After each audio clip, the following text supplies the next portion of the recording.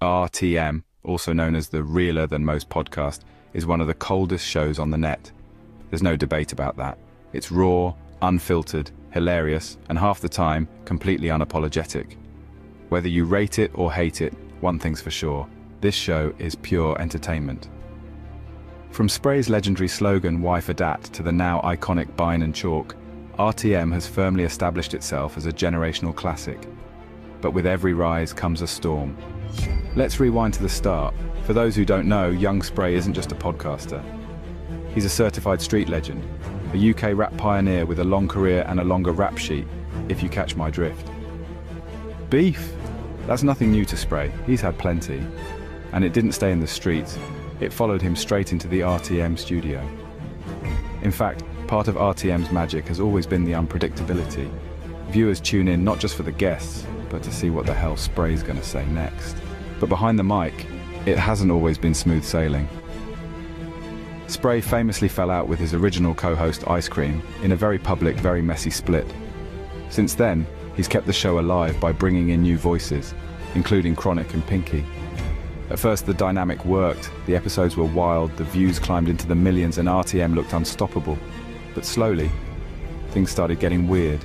Fans began noticing Spray's treatment of Pinky. Comments flooded in, accusing Spray of talking down to him, mugging him off on air. Spray would often clap back, insisting, "Me and Pinky are brethrens." But the tension, it was clear.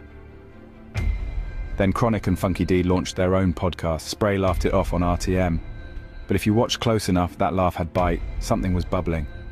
Soon, Spray and Pinky were clashing live on camera, over who was realer in Walthamstow, who beat what case, and even what GCSEs they got inside. It was funny, but awkward. The comment section, exploding, and the energy, getting toxic. Word on the street is outside voices, friends of friends, affiliates, associates, have all started whispering in ears, stirring the pot and feeding egos. You know how it goes, divide and conquer tactics. And unfortunately, it seems to have started working. Fast forward to the present day.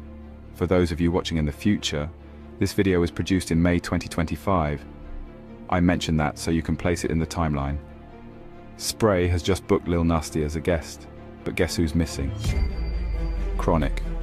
However, he's not just missing, he's allegedly been told not to come. The comments section under that particular video started going mad. How can this show run and Chronic ain't even there? This don't feel right. These are the types of comments that were being written on that video. And they're still there to this day. As Spray famously says, he doesn't delete anything. Then in the latest episode, the now infamous trailers, Chronic finally returns, and all hell breaks loose on camera. He lets it all out on how he felt disrespected, iced out of the Lil Nasty episode and blindsided by the fact that the show just carried on without him. Spray looks visibly disappointed. Pinky chimes in, saying he's tired of being made the scapegoat. The tension in that episode looks real. However, today is May 13th and the full episode still hasn't dropped. Interesting.